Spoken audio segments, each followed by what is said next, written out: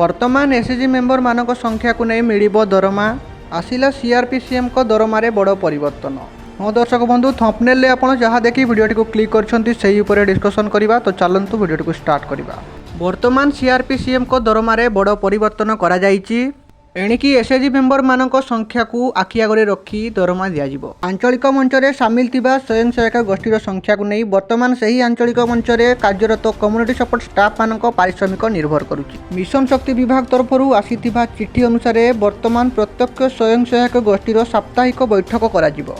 तो गोटे मासर जदि स्वयं सहायक गोष्ठी जदि साप्ताहिक बैठक करुछंती ताहाले प्रति एसएचजी ग्रुप पिछा गोष्ठी सहायिका मानकु 100 टंका लेखाएं प्रदान कराजिवो। ओडिशा जीविका मिशन रु प्रस्तुत होइतिबा गाइडलाइन अनुसार निश्चित भाव में कम्युनिटी सपोर्ट स्टाफ मानकर पारिश्रमिक वर्तमान स्वयं सहायक गोष्ठी उपर निर्भर करुछि।